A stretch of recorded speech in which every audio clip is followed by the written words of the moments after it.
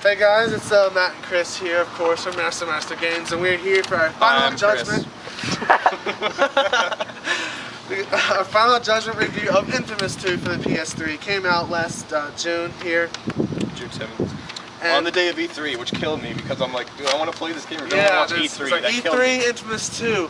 It's kind of hard to balance the two. But once again, in case you're just watching your first final judgment for us, we judge games on 5 categories. There is gameplay, graphics, audio, which covers voice acting, sound effects, and score, your plot, and then your replay value. And then at the end, we average our score and tell you what we would give this game. Now, inFAMOUS 2, I'll just go ahead and say, for opening thing, is a lot better than 1. And you don't even have to play the first one. Go back and watch our review of inFAMOUS 1 if you're curious to why we think that, because we explained pretty much why we don't really like inFAMOUS 1 so much. But we're starting things off here with category number 1, gameplay. And Chris will start off. Gameplay, 9.5, it was amazing. Like, you had much more diversity with your powers. I did forget, like, to ice launch a couple of times. Yeah, I like the incorporation of new powers like ice and gasoline or fire, whatever the frick it was. Telekinesis.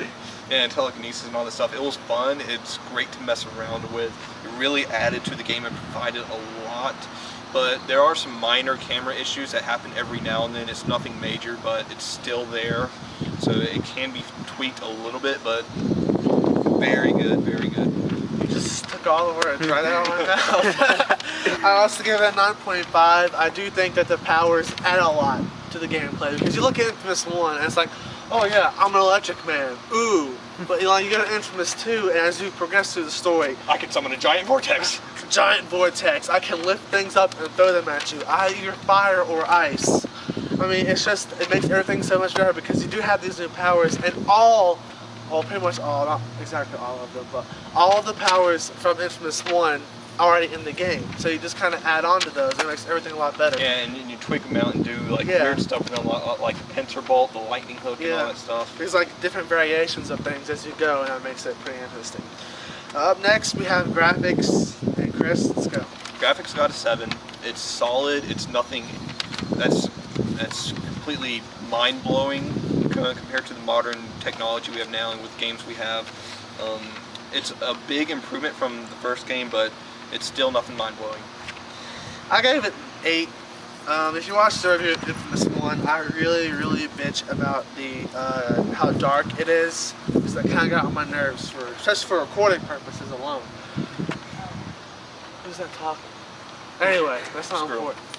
I like how in this game there was, it has dark moments, don't get me wrong. Yeah, there's still nighttime. Yeah, there was a nice balance between daytime and nighttime, like even in between the evening, where it was like the perfect amount of brightness and darkness. So I really like that. The graphics were improved, it's definitely, like the character models. There's still a little bit of late loading textures, but not nearly as bad as inFAMOUS 1, where you used to be in an area and like, half the stuff still wasn't there yet. So definitely a lot better, a solid 8 for me. And up next we have audio. So audio, the score is amazing. You can actually hear it this time around. I love the tracks on it, especially that first couple, like the final piece. Yeah, Abducted's really good. Abduction, really good songs. I actually got the red soundtrack when I got the Hero There is Edition. a blue one, you know that, right? There's a blue soundtrack. I need to get that. I need to get that, but I actually did get the soundtrack when I got the Hero Edition. It's really nice, and it really adds to the game. The voice acting is really good. That's really all I can say about it. Yeah. I gave it a 10.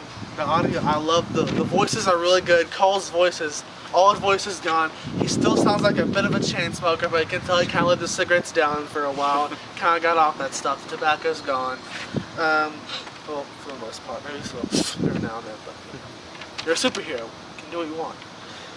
The score was absolutely amazing, as Chris said, since I also have the red soundtrack because I stole it from him. So we both have it. And if he gets the blue soundtrack, I'm also a member of that. So, yeah, audio, a 10. Up next is the plot. Plot got a solid 9, because things are still a little bit linear. It's still this one thing happening over and over, but however they do add really a lot to it. They do really kill off a connection that was really strong with you, that really builds in Infamous 2 if you play the evil ending. They kill off a really strong connection which you really feel bad about.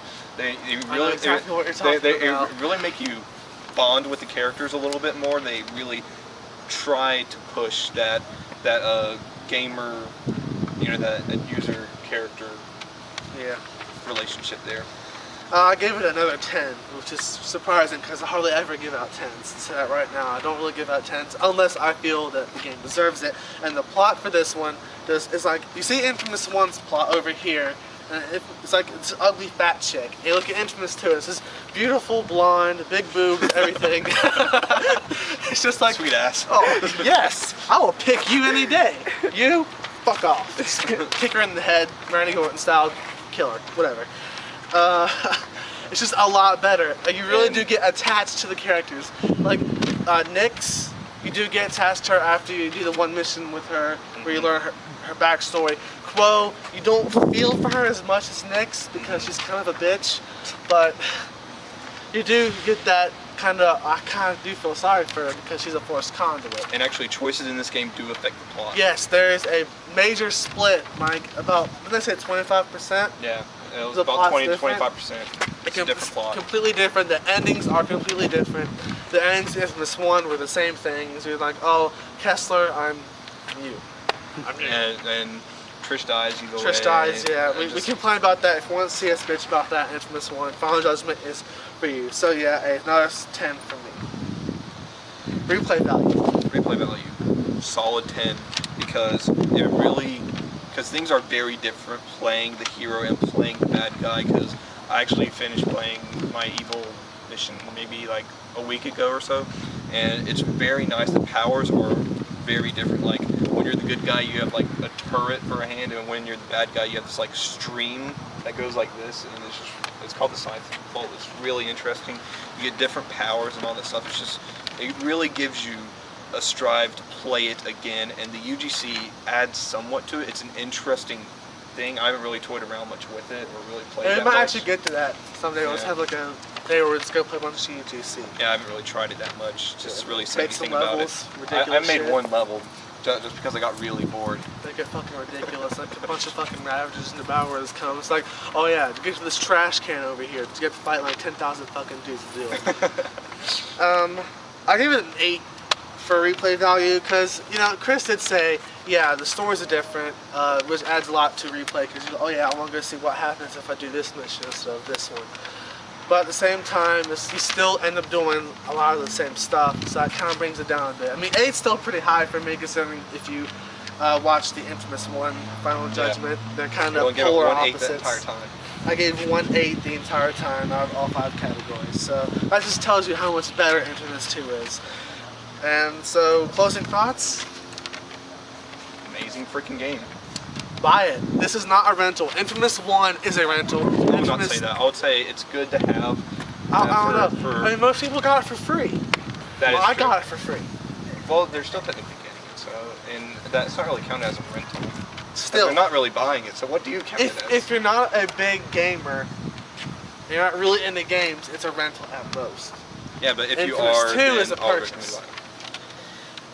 Disagreement there. So our overall score, I have it as a 9. 9. So we both got a 9 out of 10, which is probably the highest, one of the highest things we'll ever have in a game, because we just really liked Infamous 2 was a lot better. So that's our final judgment for Infamous 2. Hope you liked it. And before we go, there's one thing I would like to say. What we would like to say to the idiot people who decided this. They said Infamous 2 was a really bad game and the camera angles killed it. No, we have a special you can go and watch ours. There wasn't really that many difficulties. Yeah, so here's a special message to you guys.